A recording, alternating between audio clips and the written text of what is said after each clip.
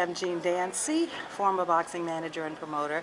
I'm here today with the Jeff Mayweather. As boxing fans know, Jeff Mayweather is not only Floyd Mayweather Jr.'s uncle, he is also the brother of Roger and Floyd Mayweather Sr. First thing I want to ask you, are there any other Mayweather brothers?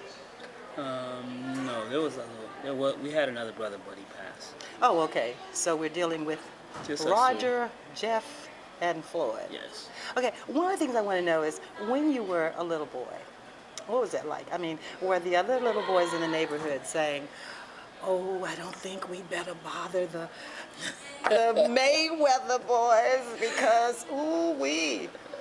I don't think so. I mean, because myself, I was involved in basketball, football, all the other sports that kids actually do growing up. I picked up boxing really because I just was following Roger. I like to hang out with Roger, so he would go to the boxing gym, so I would go. And he actually said, "Well, if you're gonna be here all the time, you need to just learn how to box." About how old were you when you went in and started going to the gym? About 10. Oh, you were young. Yeah. So, but now really, the boys on the street probably didn't bother the Mayweather brothers, did they? No, not too much. I didn't think so. So once you were in the gym, and even though you were doing those other sports, did you fall in love with boxing? I mean, did you see, oh my gosh, this is where I belong? No. You didn't? How do you become champion and not know that? Actually, one thing about me for boxing was very, it was secondary for me because actually I was really, really good at basketball, but the reality is that I'm 5'8", and to be 5'8", you gotta be phenomenal to make it to the league. And I may have been phenomenal to myself, but obviously I wasn't to the league. So, I mean, just my size in itself made me realize that, boxing is something that I can do, and I have a fair shot at it because I'll be fighting someone my own size, my own weight. Now, in what weight class were you champion of the world? 130. Okay. Featherweight. Junior featherweight. Junior featherweight? No, that's super featherweight. Super featherweight. Yeah. After becoming champion of the world, at what point did you go to college, though? Because at some point I went to college before. Even before I put on a pair of gloves as a professional, I already had my college degree. Oh, really? Yeah. And your college degree is in? Graphic design. Graphic design. Why'd you choose that? Just curious. I already was, artistic, and so it was, the right path to go, I thought, and for me, college was extremely easy. Some people struggle with it, but everything, it was very easy for me. It was easy for me as well. So is it because you were studious? I mean, you didn't mind studying or what? I don't know if it was because I didn't mind studying, because I was the type that I would study at the last second, but I don't know, I picked up things really well. That means you're smart. I think that's it. That's what that means. That means we're smart, Jeff. It was easy for us. Some folks struggle with it and never get through it, but we finished. So now, after finishing college, did you feel that boxing was the way to go? On which path were you? No, actually, it's kind of funny. It's a funny story because after I graduated at that time where, there was the 1988 Olympics, and so thinking about trying to make the Olympic team. So I said, well, maybe I should stick with this a little longer. But now I have my degree, maybe I should just, pursue my degree. But I didn't want to really lie to myself. I didn't want to be one of those people that, 20 years later, 30 years later, I'm watching some young kid on, on TV that, maybe it'd be like someone, even like my nephew, and I'm like, I could whoop him. But, rather than lie to myself, I went ahead and just threw myself into it. But the funny part is this, is that I graduated at that time, and my mother kept saying, "What you gonna do?"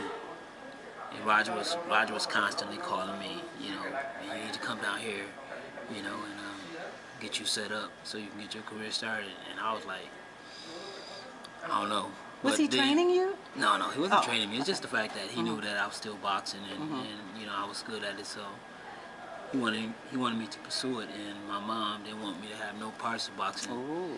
So it was kind of like I would get dressed up every day in a suit, go downtown in the park, get something to eat, come home, told her I had an interview, and I didn't. But because I mean it was one of those points in my life where I felt that if I'm gonna box, I gotta throw myself into it now while I'm still young enough to get the advantage of it. And and I also felt that their jobs are always going to be available. So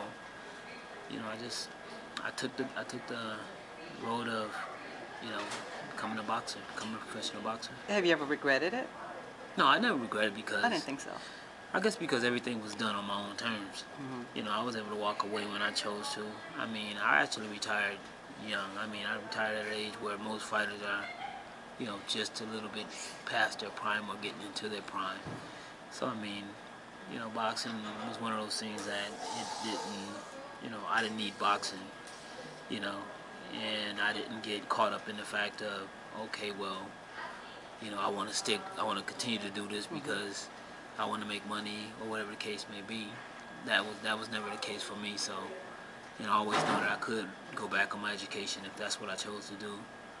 So, I mean, boxing for me was fun. It was one of those things that I chose to do, and I kind of feel like Frank Sinatra in a sense because I did it my way. Oh, I love that. Let me ask you this: when you were training, because I've been around some of the most famous boxers in the business, and I've watched the way they train, and I'm fascinated by it because I'm fascinated about boxing. As I told you, it's like a drug in my veins. Yes, you was high. So it makes me high. So when you were training, I think of it like being in a bubble because some boxers seem like when they're training they're in a bubble and it's like they can't see out the bubble and they're so intense. And like Tommy Hearns, I mean Tommy Hearns was in my mind inside of a bubble and he was so intense and it's like he never saw anybody to the left or saw anybody to the right. Muhammad Ali on the other hand was really different. I can remember him being in the ring about to spar with my husband and looking at me and saying, "Gene, is he ready?" That's outside of the bubble, sort of relaxing and joking and having everybody in. How were you? Were you inside that bubble or outside when you were training?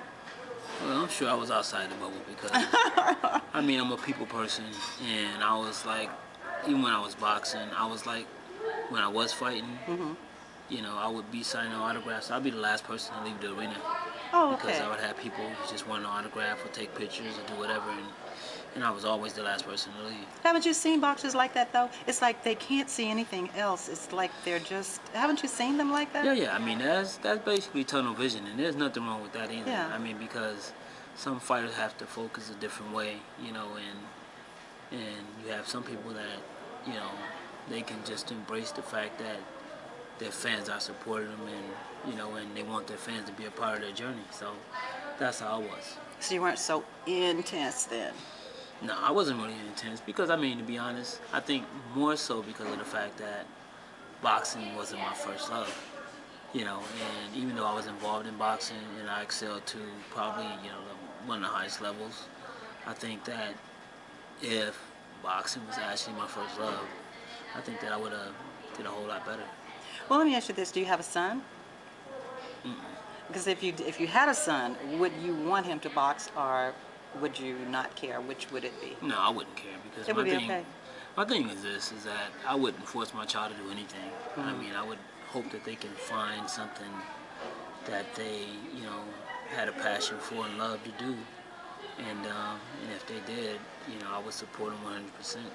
Well, let me ask you this: do you feel like you're boxing royalty?